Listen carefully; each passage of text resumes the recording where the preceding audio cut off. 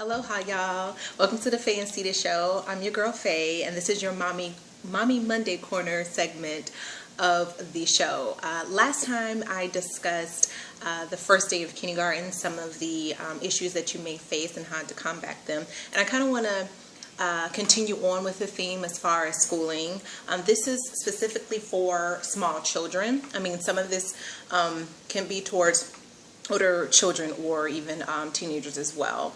But I want to focus more on small children, like maybe from the ages of 5 to 9, perhaps, maybe 8, because I have a kindergartner, so I kind of wanted to focus on that. And a lot of people my age have smaller children for the most part. Anyway, for this mommy, I have my notes here, so I'm going to probably be looking at them because I want to cover a couple things. For this segment, I want to talk about homework and homework time. And I was thinking about it the other day when I was helping my daughter with her homework. And the reason why I was thinking about it is because my daughter actually has homework, but not like real homework because she's in kindergarten. But she also does Kumon. And everybody know anything about Kumon, it's just another way of learning, extra learning. You can Google it and it goes into detail what it is. For the most part, it looks like it's nationwide, and I'm here in Hawaii, so I'm pretty sure it's nationwide. And I know they have other school-based or learning-based type things that concentrate on reading and math, but my daughter does Kumon as well. So when it's homework time, we do homework and we have to do Kumon. So it's an extra, I don't want to say effort, like it's like work, but it kind of is. It takes a lot of planning, sitting down, decompressing, just kind of, it's a whole nother layer when you have that as well. And the first thing I want to do when it comes to homework time, I want to talk about, number one, decompress. Let's decompress first when we get in the home. And what I mean by that, whether you're a working parent or a non-working parent, decompression time before homework is vital. Have them come in, eat a snack. Most of the time little kids are hungry. Have them eat a snack.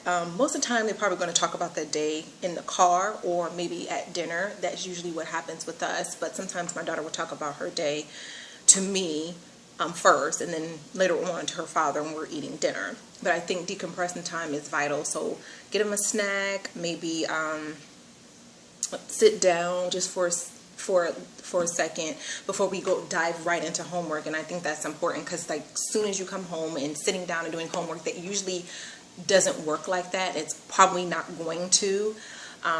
So especially for little kids. And like I said, you can ask how school was. Most of the time my daughter's going to talk about that anyway, and do it again at dinner time. So just maybe about 10 to 15 minutes of just kind of hanging out, perhaps.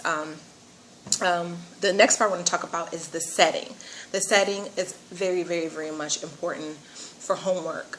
Most of the time, most people, I would say, still do homework at the kitchen table, and that we do too.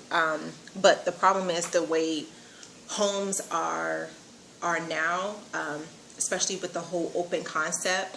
It usually includes the dining room and the living room. There's not a cutoff point like some of the older houses, and that is kind of an issue I've been seeing because of the open concept. And people usually move for Americans anyway, people usually have their TV as their focal point, and they rearrange or decorate their living room according to where the TV is, because that's where most of our gathering and just overall living is. And for us, we have an open concept place as well, even though it's not as gorgeous as some of the things you see on House Hunters or one of those shows on HGTV. But it is an open concept, and our TV is rearranged like right smack in the middle. So, and my daughter has a permanent seat where she eats dinner, and it's usually turned, her back is turned anyway.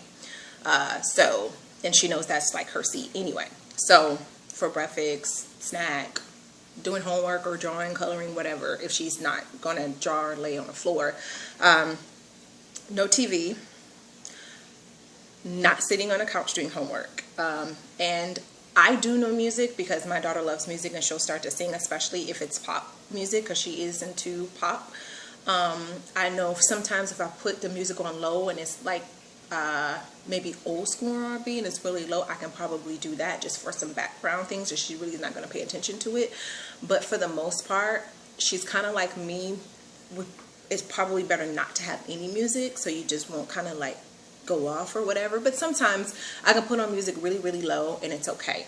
But for the most part, we sit at the table, we sit up, the table is clear of the snacks we just ate, so she can stay focused and she can stay right here in her square. And I'm usually sitting right next to her with the homework.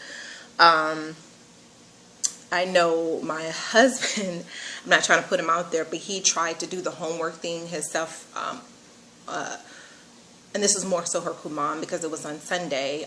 He tried to do it where he's on the couch watching the game and she's laid on the couch and she's trying to do homework.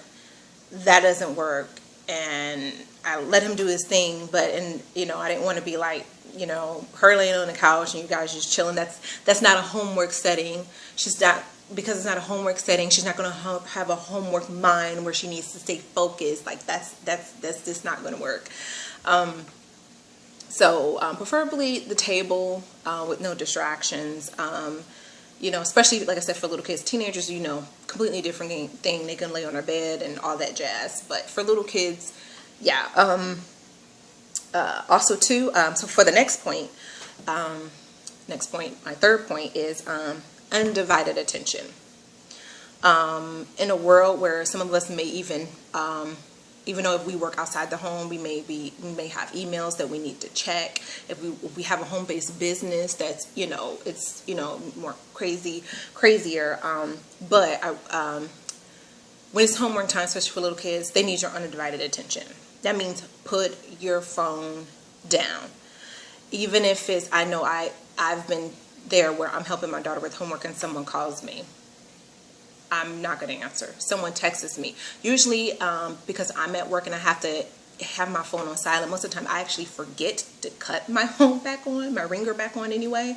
So that actually helps me anyway. I don't even bother because I'm like, I know I got to go home and I got to do homework with her and Kuman and all this other stuff. So I'm not even going to bother turning my ringer back on because I need to be, you know, focused on her, not, oh, hold on, Tia, let me get that text in. Like, it's just, it's I know for me and her, we're like the same people when it comes to getting work done, and that is a distraction. You don't need to be on your phone. My alarm's making a crazy noise. Because if you stay focused, more than likely your child's going to stay focused because you're like there and you're helping them, not like, yeah, that's pretty good. Yeah. Like, you know what I mean? And sometimes it's hard because sometimes you don't realize you're sitting there and you're watching them maybe trace a letter and you're just kind of like, you know, you might scroll through or something like that. That's why like I said, I don't even bother putting my ringer back on from work anyway. It's usually still sitting in my purse by the coat rack over there, or it's somewhere in the house and I don't care for it until I'm done with everything. And the last but most important point I want to stress as far as homework time is attitude. Attitude is everything. And that's why I go back to the decompression time beforehand. Because, you know, sometimes they may be tired. You probably tired. And that's why I said, again, my point to go back to attitude.